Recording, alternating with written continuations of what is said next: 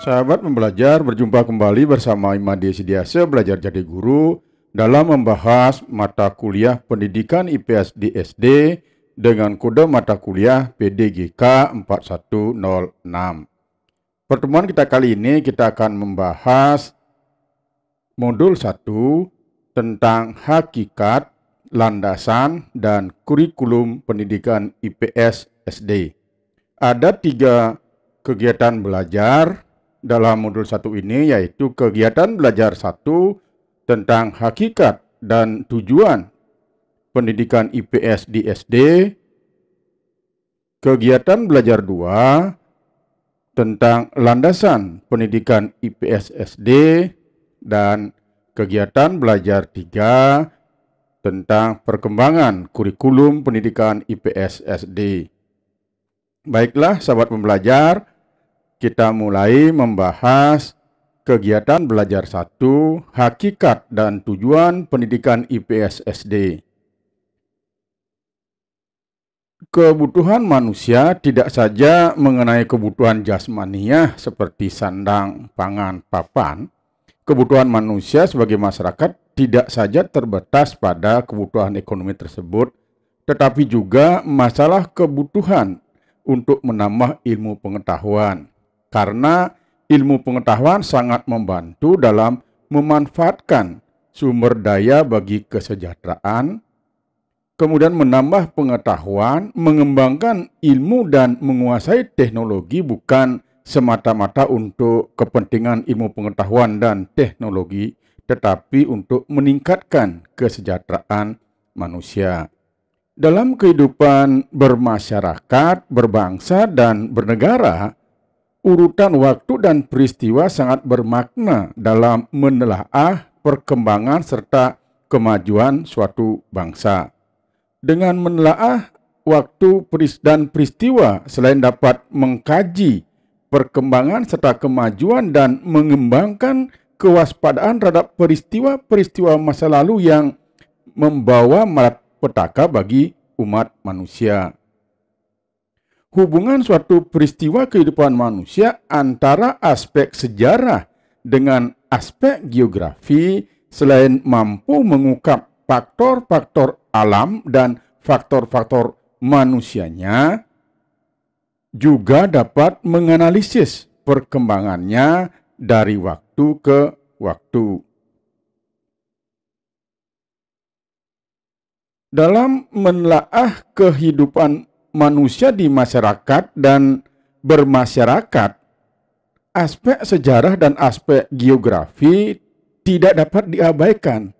Ilmu geografi, sejarah, ekonomi, dan sosiologi ini adalah disiplin dari ilmu-ilmu sosial. Sementara itu, dalam kehidupan bermasyarakat, tumbuh pula aspek nilai, norma, bahasa, seni, dan budaya atau yang sering disebut dengan humaniora. Ini merupakan kajian yang berbeda dengan ilmu sosial.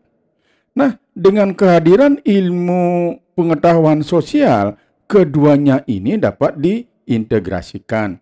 IPS bukanlah disiplin ilmu, melainkan suatu program pengajaran atau mata pelajaran yang mempelajari kehidupan sosial yang kajiannya mengintegrasikan bidang ilmu-ilmu sosial, yaitu ilmu sejarah, ilmu geografi, ilmu ekonomi, dan ilmu sosiologi dan humaniora, yaitu aspek nilai, norma, bahasa, seni, dan budaya.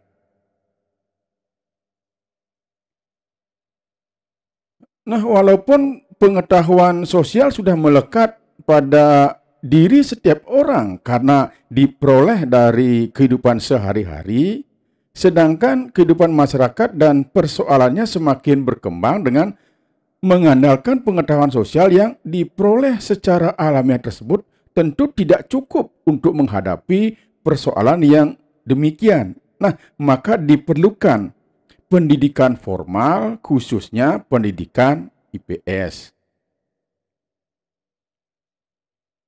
Nah, sekarang kita bicarakan tentang tujuan pendidikan IPS SD.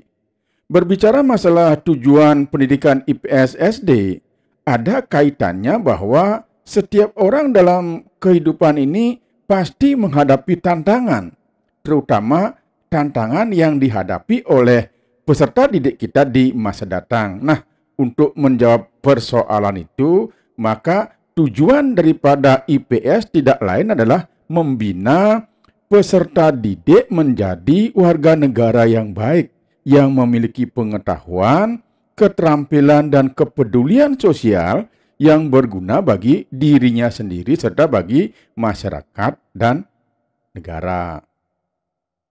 Untuk merealisasikan tujuan tersebut, tidak hanya menekankan pada aspek kognitif saja atau pengetahuan saja dan keterampilan atau psikomotor, melainkan juga meliputi aspek afektif atau akhlak juga dalam menghadapi hambatan, tantangan, dan persoalan hidup.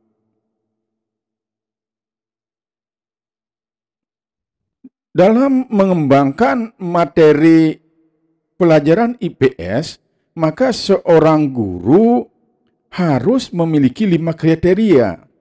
Yang pertama, pembelajaran IPS di SD hendaknya mengembangkan kemampuan memahami berbagai fenomena sosial seperti kemelekwacanaan tentang pengetahuan, tentang keterampilan, nilai, interaksi manusia dengan lingkungan, kelangkaan produksi, konsumsi barang dan jasa dalam konteks kebinekaan masyarakat Indonesia, dan dinamika kehidupan global yang berguna dalam pengambilan keputusan, serta berpartisipasi dalam masyarakat yang demokratis.